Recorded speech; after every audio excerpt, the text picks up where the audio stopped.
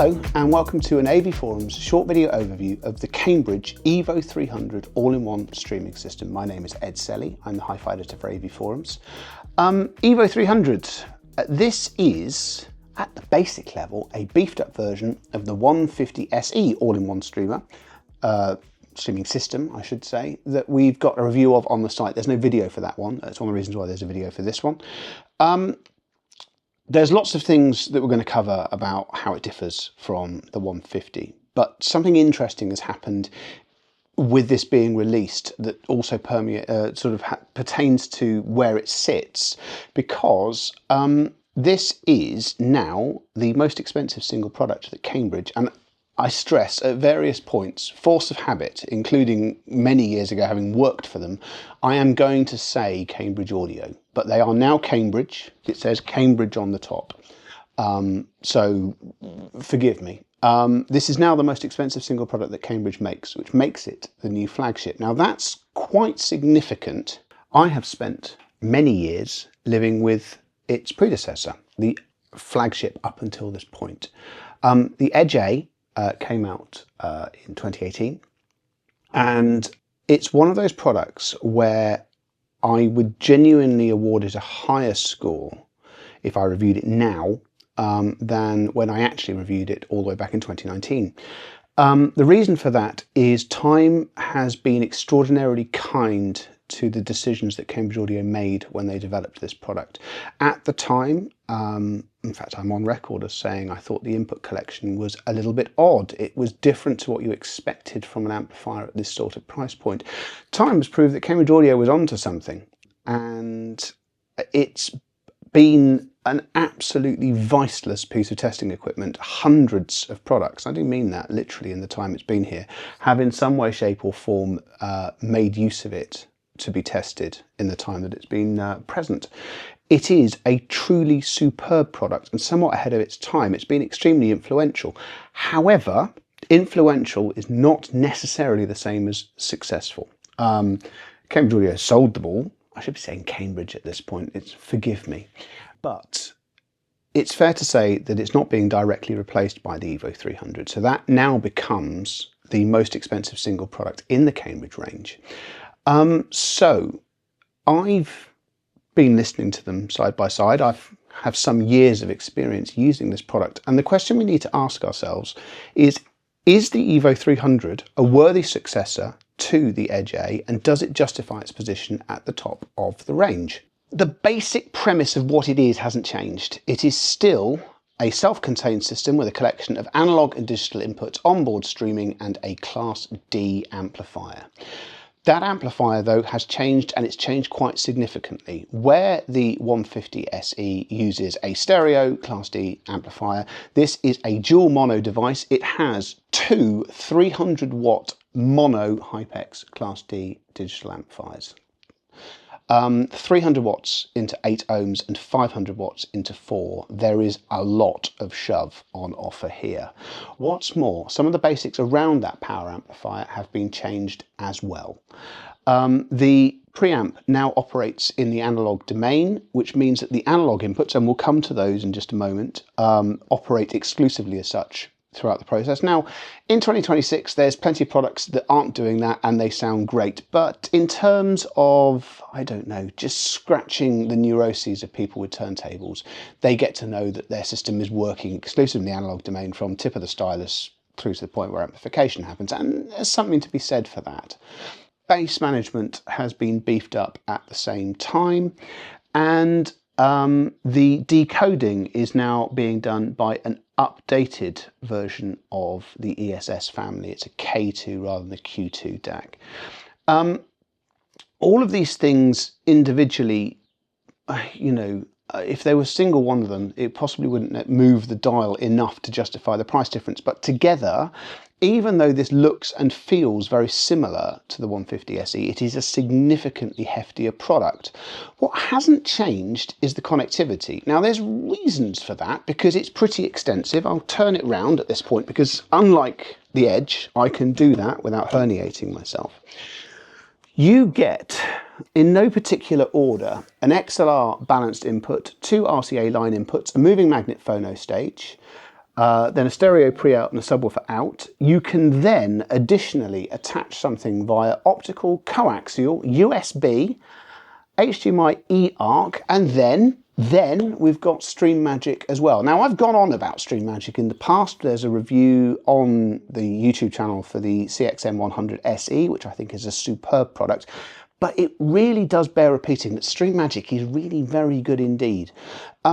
Why do I say that? I mean, streaming apps are, fundamentally, they've been reasonable for some time. What Stream Magic does very cleverly is it ties the functionality of this product together in a way that feels very cohesive. For example, it's just little things like you can select and deselect the inputs that you're actually using and not using.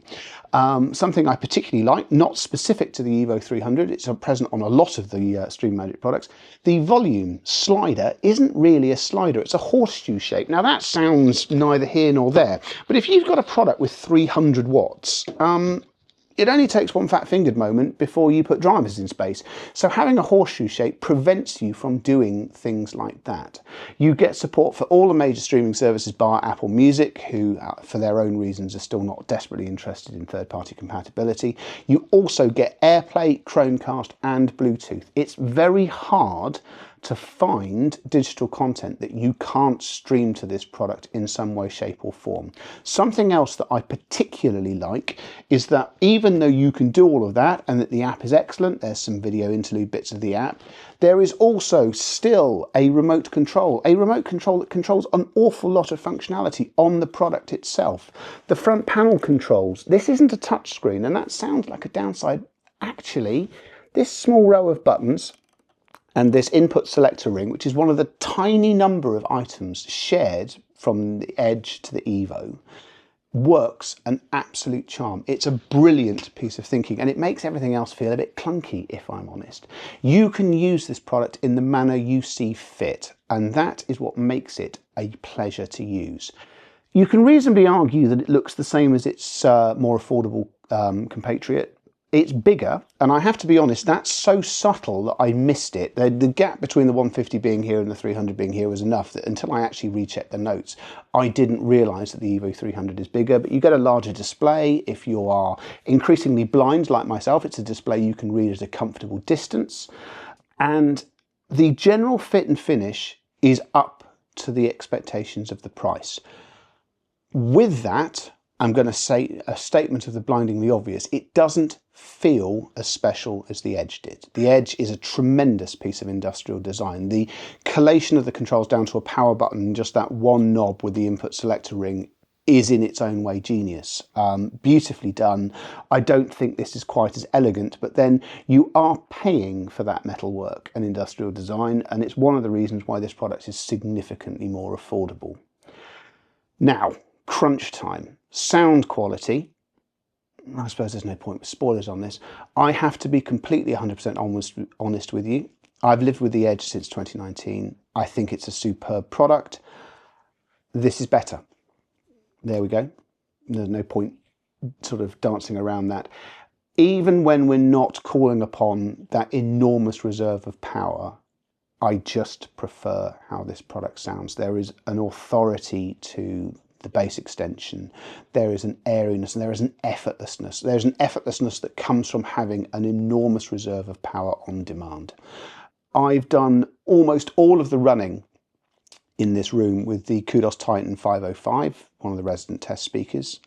Cards on the table, there are points when, especially when using turntables, that the Edge is just about on the limits of its output with dynamic peaks. You think, oh, I could just do with a smidge more headroom.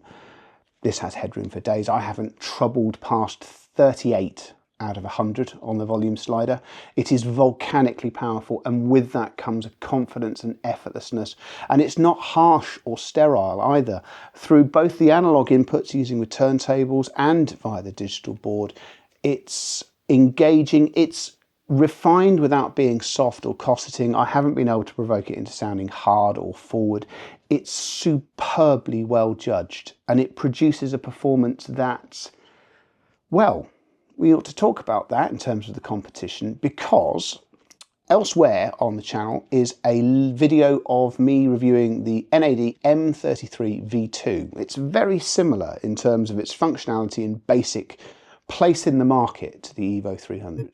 Now, the NAD is £1,500 more, and it has one significant trump card to play. You get Dirac inclusive in that standard Dirac license, and you can also add the Dirac bass management license.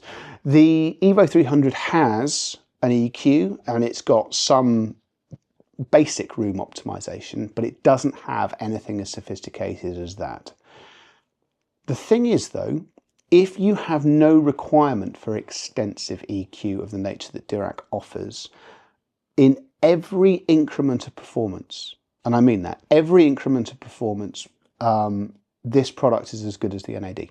Sometimes I'd argue it's better. Actually, if you don't have an entire household of devices to control, this is a nicer user experience now than the modern version of Blue OS with the NAD, and I don't say that lightly. This is a genuine pleasure to use. So you have to decide quite how much Dirac means to you versus spending a bit of the change that you get on a spot of room optimization outside of the electronics. It also means, yes, it's better than the Edge A. It does more, it does it better, it does it for £1,500 less. Whilst I am extremely nostalgic about the passing of the Edge, I cannot hand on heart say that this isn't a better, more well thought out and more suitable product to top the Cambridge range. It is an outstanding piece of engineering, and it's something that really should be on any shortlist around this price point. Unless you need very heavy duty room EQ, there's nothing under £5,000 as a one box that I'd have over this one. I mean, you could reasonably argue that perhaps it could have benefited from certain things that the 150 doesn't have. A moving core phono stage would have been potentially useful, but otherwise it's just brilliant. And effectively, if this is the direction that Cambridge is going in, and they're still keeping stum about exactly what else comes next, I think they're going to do rather better with this than perhaps they did, or even though it deserved to do better with the Edge. It's a tremendous product. There will be a written review on the site where I hopefully gibber a bit less, cover some items that aren't covered in the review and vice versa. All that's left for me to do is to thank you very much for watching. Please don't forget to like and subscribe to the channel, and I look forward to seeing you again next time. Bye.